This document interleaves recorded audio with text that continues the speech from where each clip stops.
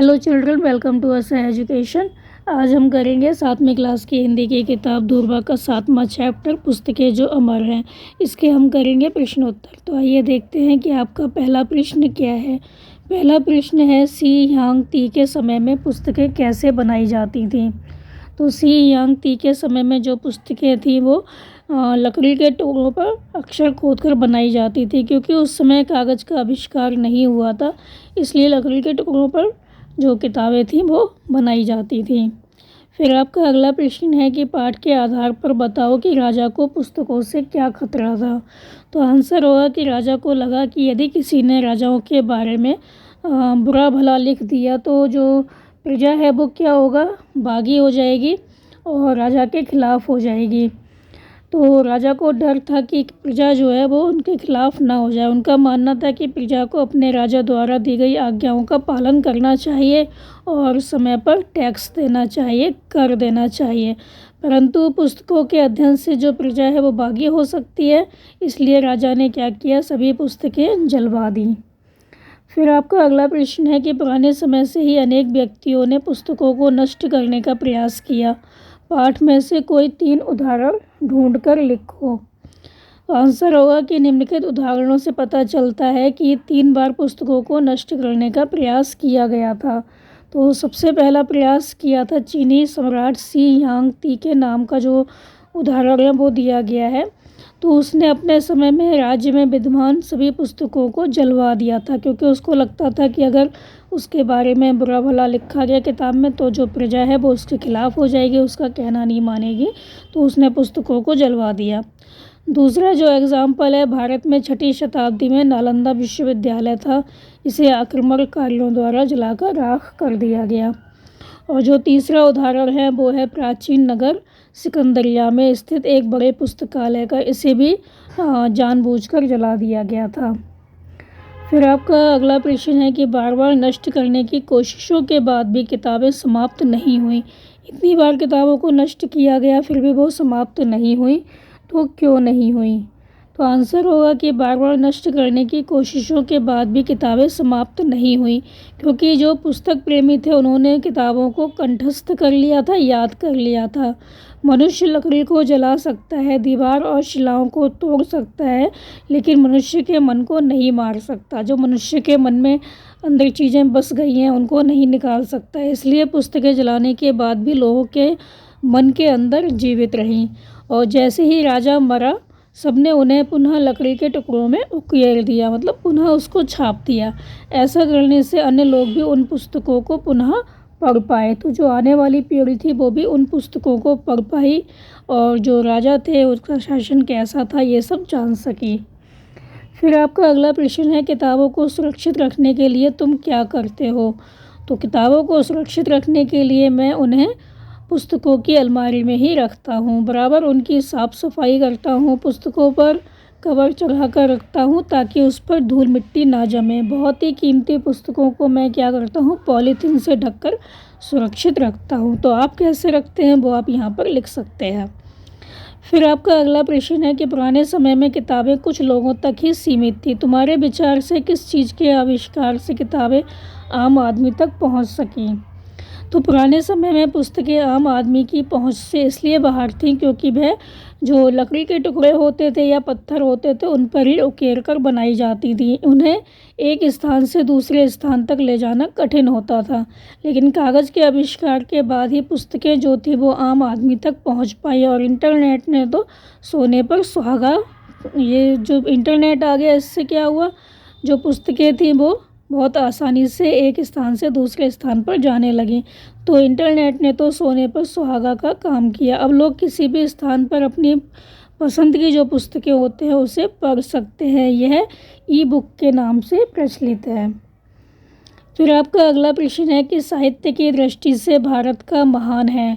तो आपको रिक्त स्थान भरना है, जो ब्रैकेट में दिए गए हैं वो देखना है कि इसमें से क्या आएगा। तो साहित्य की दृष्टि से भारत का अतीत महान है। एक दिया है भूगोल, एक दिया है अतीत। तो साहित्य की दृष्टि से भारत का जो अतीत है वो महान है। फिर है पुस्तकालय के 3 विभागों को जलाकर गर्म कर दिया गया या राख कर दिया गया। तो आंसर होगा राख कर दिया गया। फिर है उसे किताबों सहित में दफना दिया गया। तो किताबों सहित कहाँ दफना दिया गया? ज़मीन में दफना दिया जाएगा, ना कि आकाश में। आकाश में कैसे दफनाया जाएगा? तो हम लिखेंगे ज़मीन। फिर है कागज़ ही जलता है, शब्द तो उड़ जाते हैं। तो कागज़ ही जल जाता है और जो शब्द होते हैं वो क्या होता है? उड़ जाते हैं। तो यहाँ पर आएगा शब्द। एक है पांडुलिपियाँ, तो यहाँ पर आएगा शब्द। फिर आपका अगला प्रश्न है कि आगे किताबें नामक कविता दी गई है, उसे पढ़ो, उस पर आपस में बातचीत करो। तो ये प्रश्न जो है वो आप अपने आप करेंगे, क्योंकि इस टाइप के जो प्रश्न होते हैं एग्ज़ाम में नहीं आते। फिर हम देखते हैं कि अगला प्रश्न क्या है। अगला प्रश्न है इतिहास, इतिहासकार। तो आपको क्या करना है? इसी तरह जो और शब्द हैं वो बनाने हैं। जैसे शिल्प है तो आप लिखेंगे शिल्पकार, गीत है तो आप लिखेंगे गीतकार। तो इतिहास तो हो गया इतिहासकार, शिल्प तो हो गया शिल्पकार, गीत है तो सब में क्या करेंगे? हम कार लगा देंगे। संगीत तो संगीतकार, मूर्ति तो मूर्तिकार, रचना तो रचनाकार। फिर आपका अगला प्रश्न है, तुमने अब तक पाठ्य पुस्तकों के अतिरिक्त कौन कौन सी पुस्तकें पढ़ी हैं, उनमें से कुछ के नाम लिखो। तो और कौन सी पुस्तकें हैं जो तुमने पढ़ी हैं? तो मैंने अब तक चंदा मामा, नंदन, चंपक, पंचतंत्र और छोटू लंबू, चाचा चौधरी और साबू, ये सारी पुस्तकें पढ़ी हैं। ये मनोरंजन से भरपूर बाल पत्रिकाएँ हैं। फिर है क्या तुम किसी पुस्तकालय या पत्रिका के सदस्य हो, उसका नाम लिखो। तो मैं हाँ दिल्ली पब्लिक लाइब्रेरी का सदस्य हूँ। आप जिसके भी सदस्य हैं या नहीं है वो यहाँ पर लिख सकते हैं। तो बहुत ही कम शुल्क में इसकी सदस्यता प्राप्त की जा सकती है। बहुत कम शुल्क में इसकी मेंबरशिप हम ले लेते हैं। फिर यह जो किताबें होती हैं उसको आसानी से पढ़ सकते हैं। तो ये जो है वो सरोजनी नगर में स्थित है और यह पुस्तकालय बहुत विशाल है, बहुत बड़ा है।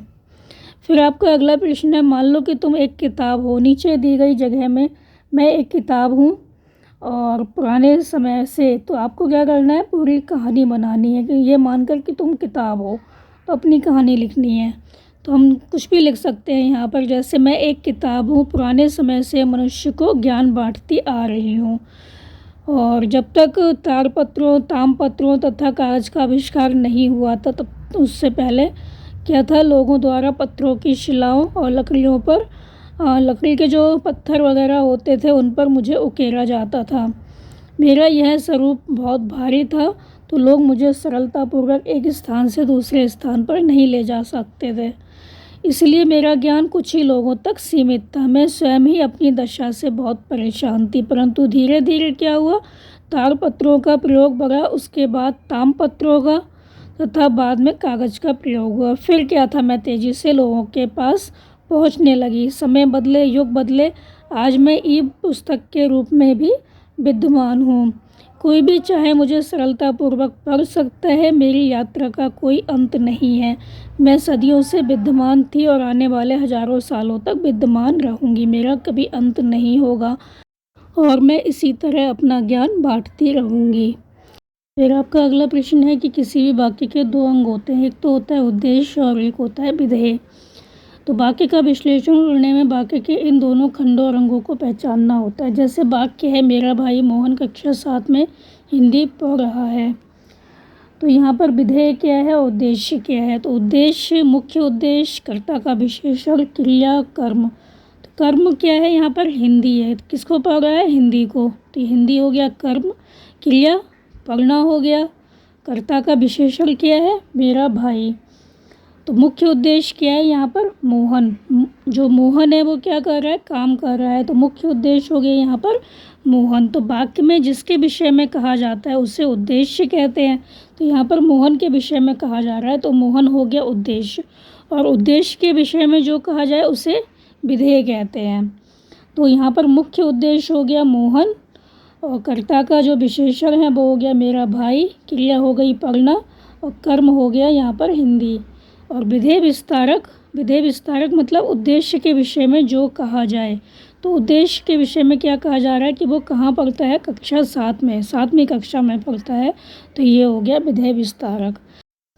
तो आपका जो वाक्य है वो है, मोहन के गुरुजी श्याम पट पर प्रश्न लिख रहे हैं।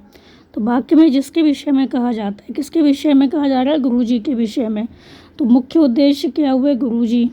कर्ता का विशेषण, गुरुजी क्या कर रहे हैं, काम कर रहे हैं, तो कर्ता का विशेषण यहाँ पे क्या हुआ, मोहन के। क्रिया क्या हुई, वो क्या काम कर रहे हैं, लिख रहे हैं, तो ये हो गया क्रिया। कर्म क्या हो गया, प्रश्न हो गया, वो प्रश्न को लिख रहे हैं, तो प्रश्न क्या हुआ, कर्म हो गया।